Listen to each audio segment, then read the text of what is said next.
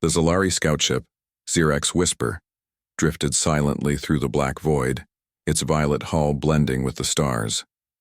Captain Vector adjusted his grip on the control panel, his clawed fingers twitching with boredom. "Earth," he muttered, his voice rasping like sand on stone. "A rock full of monkeys with bombs. Why are we even here?" Beside him, Science Officer Liran studied the scanners. "Orders?" she hissed, her insectoid eyes flickering red. "The Council wants to know why human signals stopped. They've been quiet for months." Earth hung below them, blue and white, its clouds swirling like spilled milk. But as the ship circled the southern pole, Liran froze. A blip on the scanner pulsed rhythmically, deep beneath Antarctica's ice. "Energy signature," she whispered. "Artificial, massive. Shield generators, weapons." Vector leaned forward, his antennae quivering. "No. Older. Much older." Liran zoomed in. The signal came from a cavern the size of a continent hidden under glaciers. "This isn't human tech." Before Vector could reply, the ice split open. It wasn't an explosion, it was a tear. A jagged line of light carved the glacier in, half spewing steam and ash into the sky. The Whisper shuddered as shockwaves rippled outward. "What in the void?" Vector roared. From the fissure rose shadows. First, a tower. Black metal, smooth as glass, taller than any mountain. Then more, sleek, angular shapes with no visible engines or weapons. They hovered, humming, their surfaces etched with glowing. Runes that shifted like living things. The ships weren't built. They were forged. Liran's screen flooded with data. Mass, impossible. Speed, unknown. Energy output. She trailed off, her voice trembling. "These vessels make our dreadnoughts look like pebbles." One of the ships flickered. One moment it was above Antarctica. The next, it was here, blocking the Whisper's escape route. The Zalari ship's lights dimmed as the alien craft loomed, its hull absorbing starlight like a wound in reality. "Evasive maneuvers," Vector screamed. Too late. A beam of golden light speared from the destroyer's core, striking the Whisper's engine. Not heat. Not force. Just absence. The engine vanished. Gone. As if it had never existed. The Zalari scrambled. Alarms blared. Liran's mandibles clacked in terror. "They're not attacking us, they're disabling us." Then the voice came. It wasn't sound. It was inside. Their heads, a thunderous chorus of billions speaking in every language the Zalari had ever stolen. "We warned you, we are still here." Vector's blood ran cold. On the screen, Earth's atmosphere shimmered. Dozens more destroyers rose from oceans, deserts, and forests, their paths leaving scars in the sky. They didn't fly, they didn't orbit, they teleported, vanishing, and reappearing in perfect unison.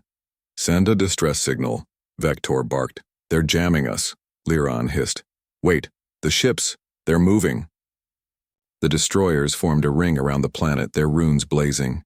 Then, as one, they vanished. Silence. The Whisper floated alone, crippled.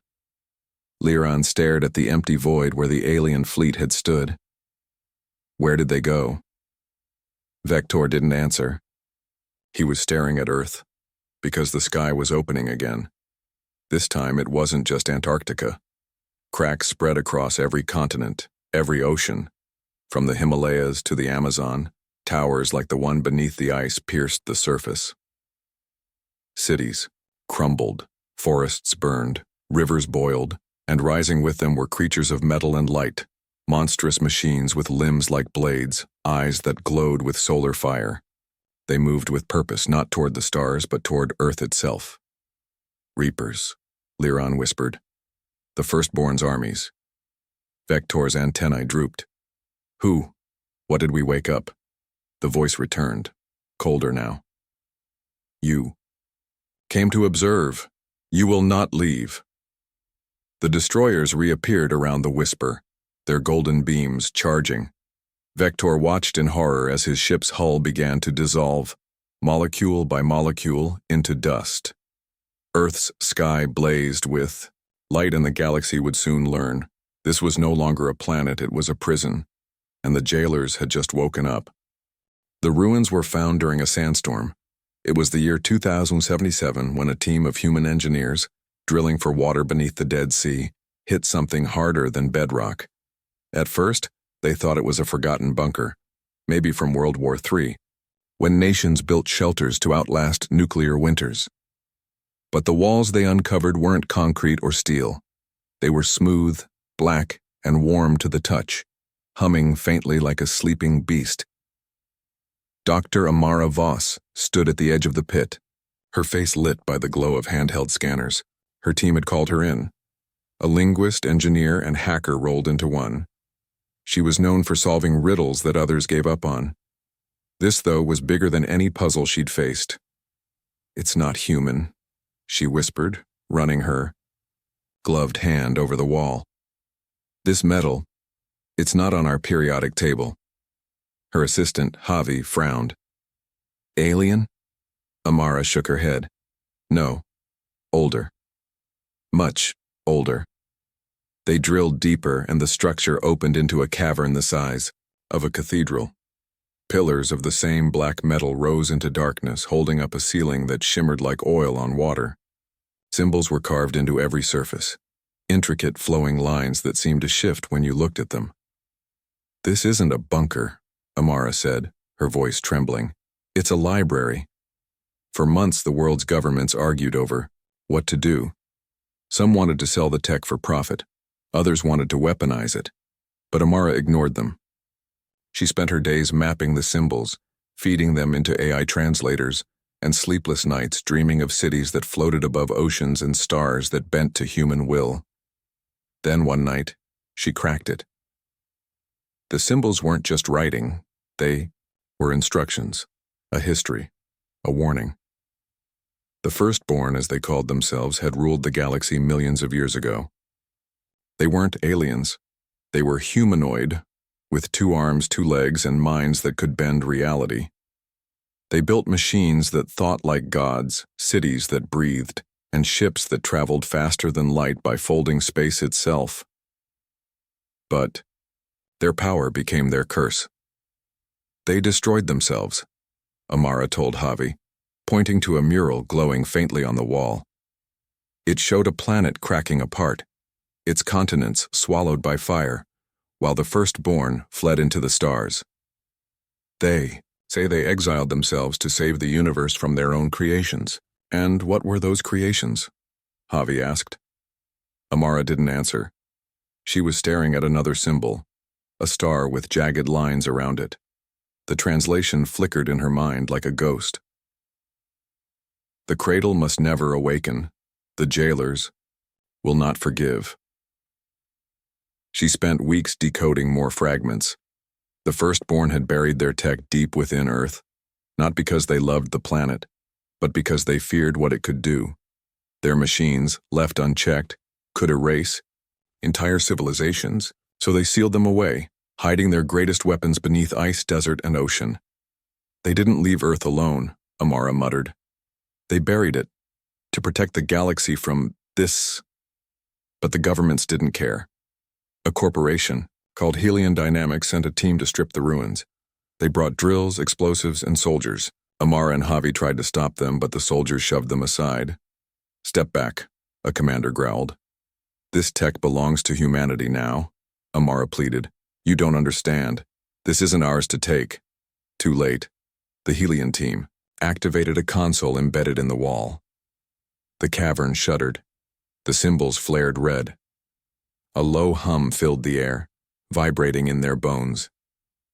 Then, without warning, the floor split open. A beam of golden light shot into the sky. Across the globe, people watched in horror as cracks appeared in the Earth's crust. In Antarctica, ice melted overnight. In the Amazon, the ground boiled. In the Himalayas, mountains collapsed, revealing towers of black metal buried for millennia. The jailers had awakened. Amara and Javi fled as the ruins collapsed. Behind them, machines rose from the depths. Tall humanoid forms with limbs like blades and eyes that glowed with solar fire. They moved silently, not toward the stars, but toward the surface. "They're not here to protect Earth," Javi gasped. "They're here to destroy anyone who wakes them." Amara's mind raced. The firstborn's warning echoed in her skull. The cradle must never awaken. The jailers will not forgive. But it wasn't just humans they were after. The golden beams piercing the sky weren't just signals, they were invitations. Across the galaxy, alien species felt the pulse. They'd ignored Earth for centuries, dismissing it as a primitive rock. Now they turned their eyes toward the blue planet, wondering what had changed, and Earth's skies began to burn. The machines didn't stop. They spread, rebuilding the ruins, repairing the towers, and launching ships into orbit. But these weren't peaceful missions. The ships vanished and reappeared light years away, leaving trails of destruction in their wake. They're testing the jailers, Amara realized. They're seeing how far they can go. Javi stared at the news feeds. Cities were falling. Oceans were boiling. And in the void above Earth, alien ships hovered, curious then terrified, as the star destroyers turned their golden beams on them. "They're not just machines," Amara whispered. "They're programs." The first, Born built them to guard the cradle, and now they're enforcing the rules. The rules were simple. Leave Earth alone, or die. But the galaxy didn't listen. The Zilari came first, scouting the damage. Then the Kithrak, seeking conquest. Others followed, drawn by rumors of unimaginable power. And every time the jailers responded, ships vanished, planets burned, empires fell. Amara and Javi formed a group they called the Veil, scientists, hackers, and survivors who studied the machines, trying to understand them. They learned the jailers couldn't be destroyed. They couldn't be reasoned with. But sometimes they hesitated. "They're not alive," Amara said, "but they're not dead either. They're waiting." For what? That question haunted her. And now, as the Zilari scout ship, Zirak's Whisper, trembled in Earth's orbit, its crew watching the jailers rise, Amara's warnings echoed across time. The galaxy had come to observe. They would not leave, because the jailers had awakened, and the cradle's prison had no doors. The Kithrak came screaming through the stars. Their armada was a swarm. Hundreds of jagged, chitinous warships, each bristling with bioorganic cannons. They descended on Earth like locusts, their insectoid crews hissing orders through mandibles. To the Kithrak, weakness was death. And Earth? It was weak. A planet split open, spilling secrets it couldn't control. "We claim this world," growled Commander Kartek, his voice a buzzsaw roar. "Burn the machines, take the tech, kill the monkeys." The fleet split into waves. First, the bombardment. Plasma torpedoes the size of buildings rained down, targeting deserts, oceans, and cities alike. The ground erupted in firestorms. Rivers boiled. Skies turned red. But the Star Destroyers didn't flinch. "They're ignoring us," Leartek, a Kithrak pilot, screeched. "Why aren't they?" A destroyer flickered.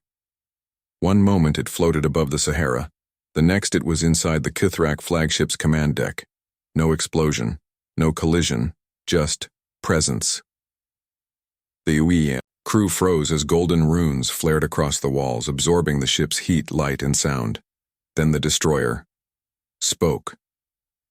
Not with words, with feeling. Kartek's mind flooded with visions, his ancestors hunched over glowing crystals, whispering to stars. His hatchmates torn apart by rival clans, his own hands slick with the blood of 1,000 conquests. The destroyer's voice was cold, ancient, and everywhere.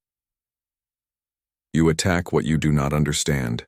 This world is protected." The cow. Commander staggered, his antennae twitching.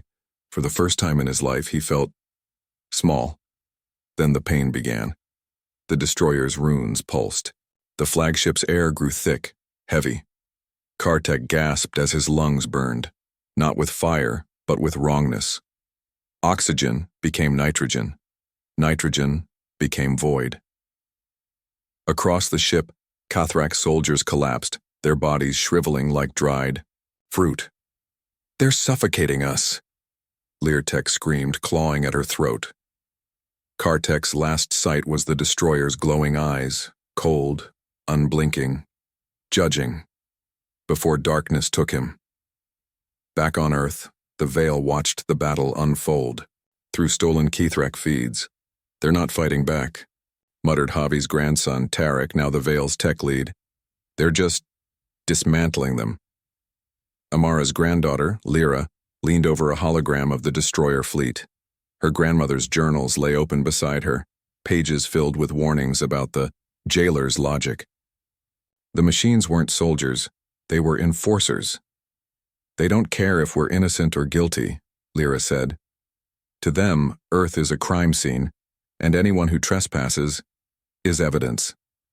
A tremor shook the Veil's underground base, a hidden bunker beneath the Himalayas. Outside, the skies were filling with more alien ships. The Kethrak had been the first, but others followed. The Zalari still nursing their wounded pride. The Zorathi, a telepathic species that traded in secrets. Even the Solari Dominion, a human-led empire born from Earth's lost colonies.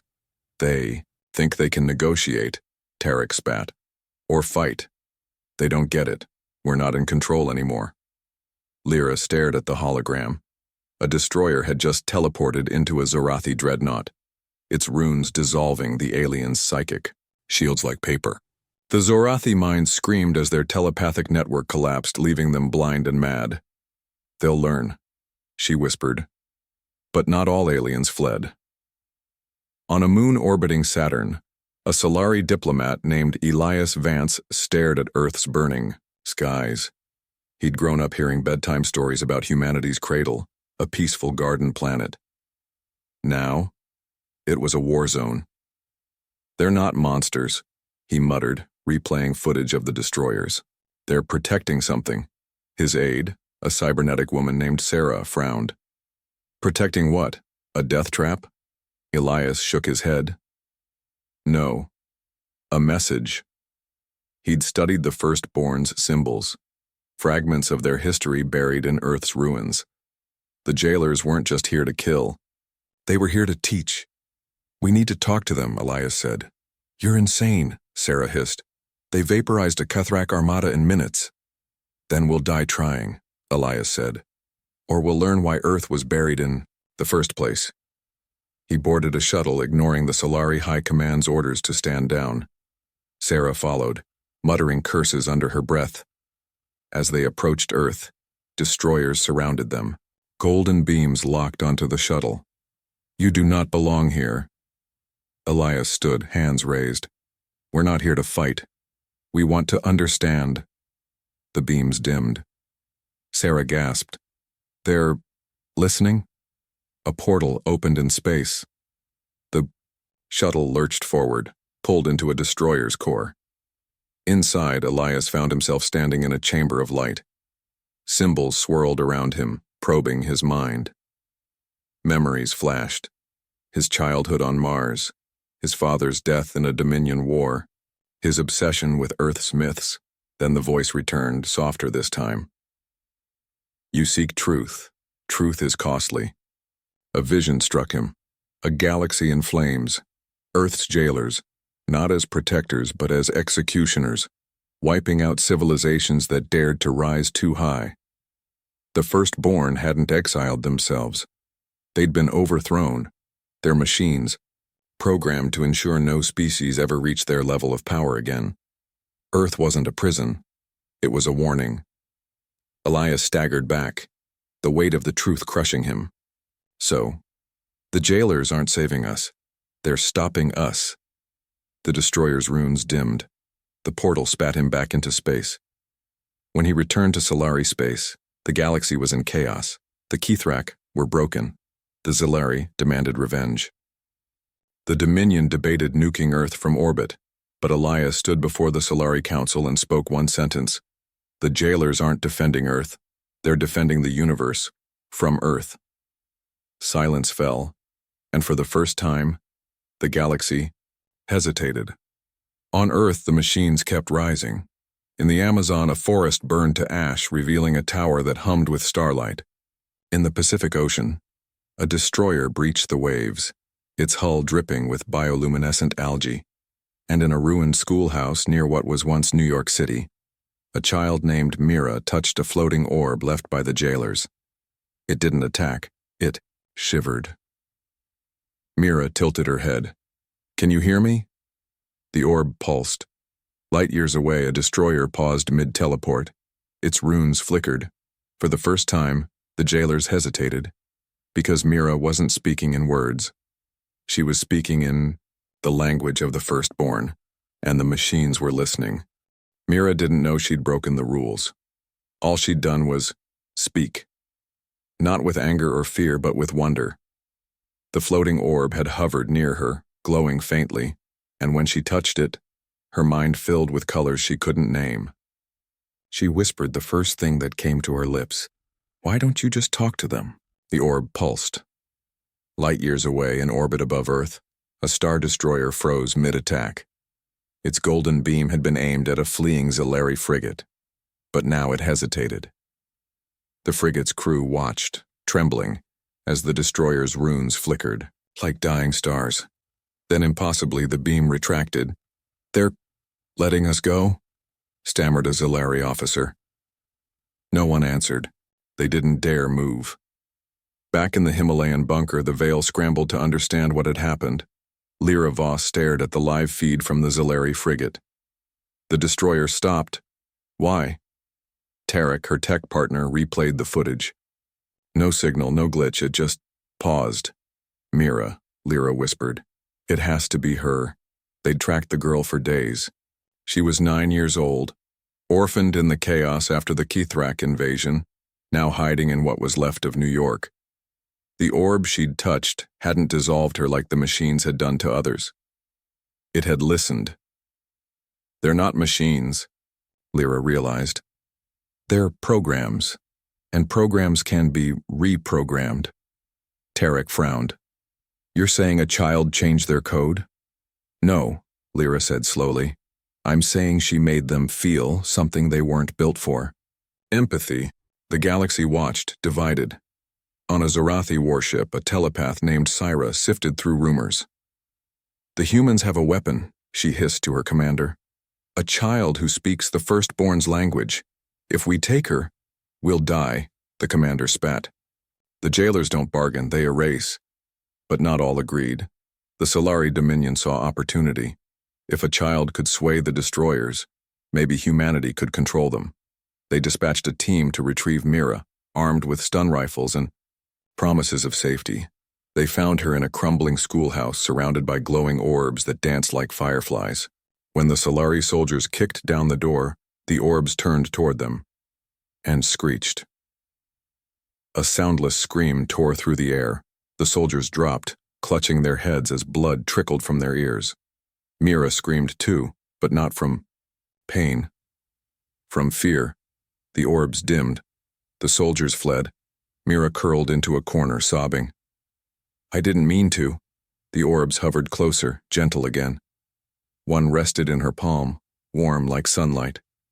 "Okay," she whispered. "Okay, I'll try." Again. The Veil arrived hours later.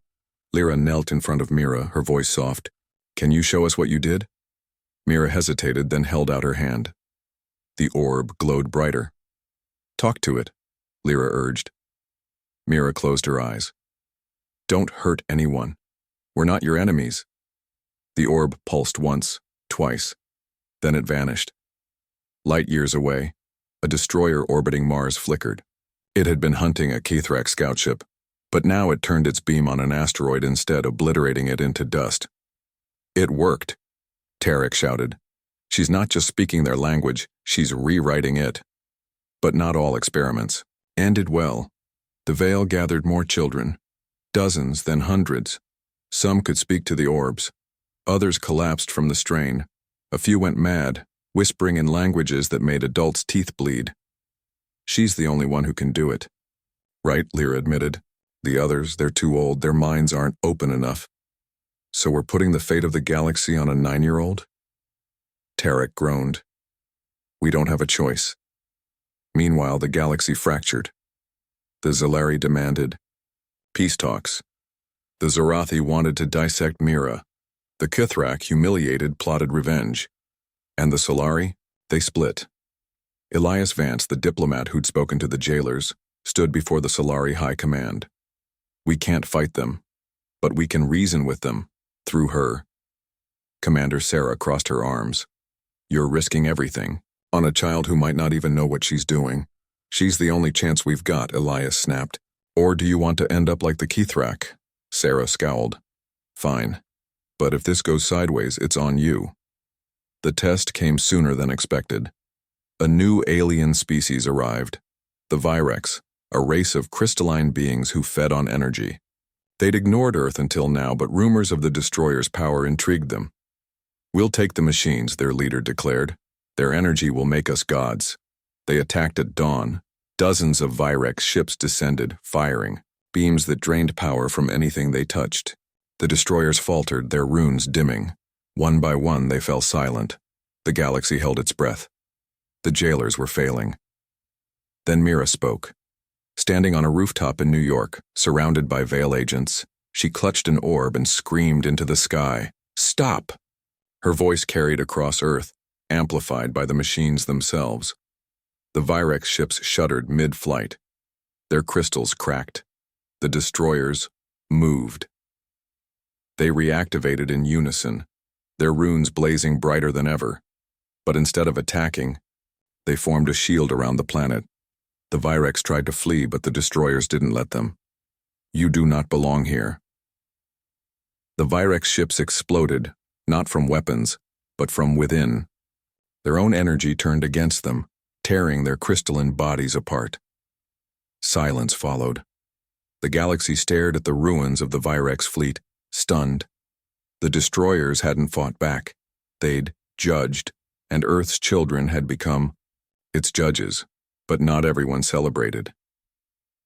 In the shadows of the Himalayan bunker, Lyra read an old journal entry from her grandmother.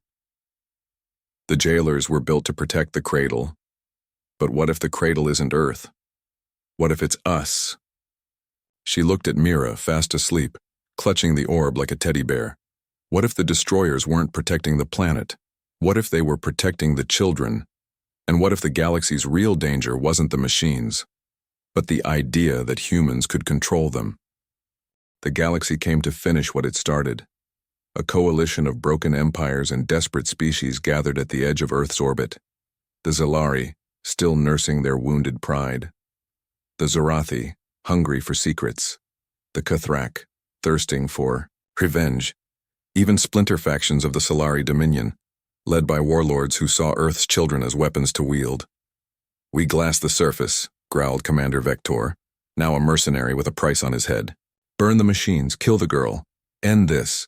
Their armada was a storm of fire, thousands of ships bristling with stolen tech and ancient hatreds. They descended like locusts, plasma cannons roaring, Earth's skies lit up. The jailers responded. Star destroyers rose from oceans, deserts, and forests, their runes blazing with cold fury. They didn't retreat. They didn't attack. They waited. Then the first alien ship fired. A Zorathi dreadnought launched a psychic torpedo, aimed at New York. The destroyer guarding the city flickered and the torpedo vanished. Not destroyed, unmade, the fleet charged. Golden beams tore through hulls. Ships dissolved into dust. Virex crystals shattered. Kithrak soldiers suffocated as oxygen turned to void. The jailers moved in perfect unison, their logic unshakable. You do not belong here. But this time, something shifted. Mira stood on a rooftop in New York, clutching her glowing orb. The air vibrated with screams, human and alien alike. She closed her eyes, tears streaming down her cheeks, and screamed back, "Stop it!" The orb pulsed. Light years away, a destroyer paused mid-teleport. Its runes flickered, then dimmed. A second later, another halted, then a third.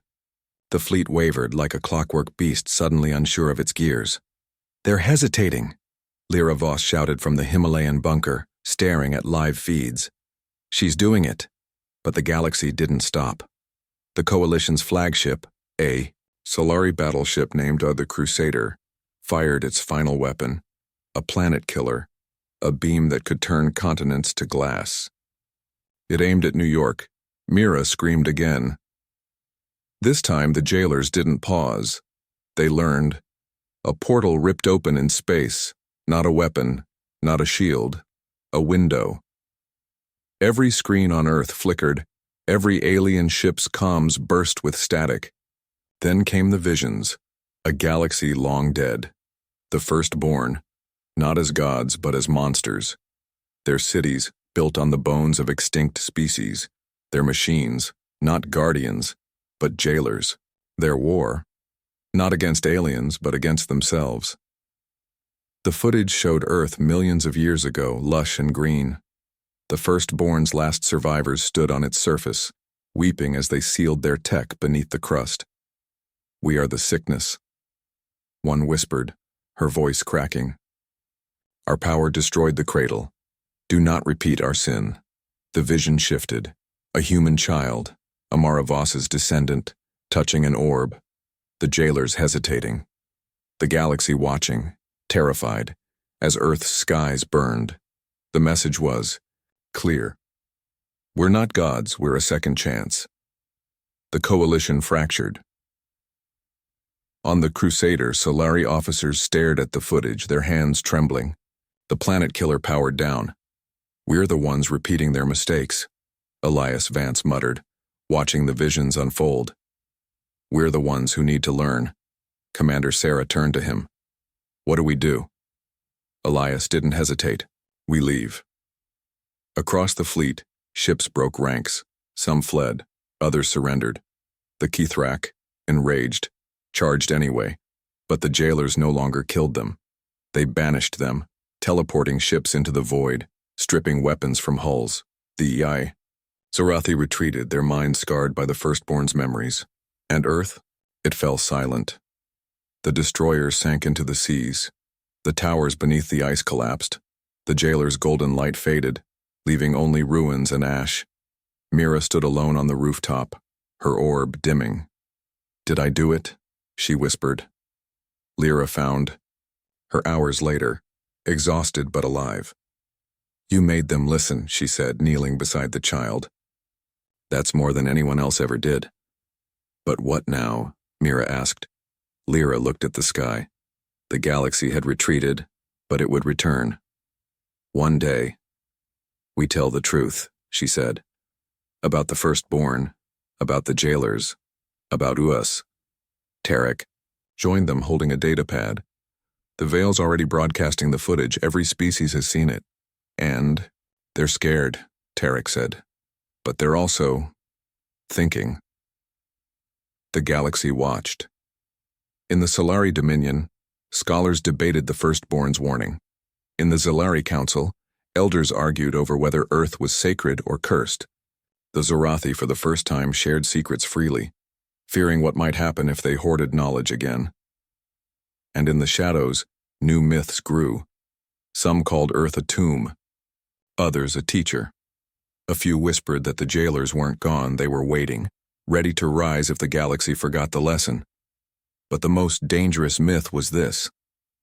What if the firstborn hadn't buried their tech to protect the galaxy? What if they'd buried it to protect humans? Years passed. Mira grew up. She never spoke to the jailers again. The orbs stopped appearing. The destroyers remained dormant. But Earth changed. Governments disbanded. Tribes formed. Cities rebuilt themselves. Around the ruins, treating them like holy ground. The Veil scattered. Their mission complete. Lyra stayed.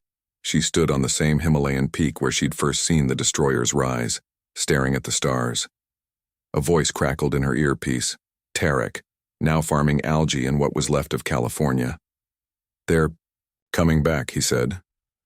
"I know," Lyra replied. A new fleet approached, not to conquer, not to destroy, to learn. The galaxy would never forget Earth. But the question lingered. Had the jailers protected the universe, or had they been protecting Us from the universe?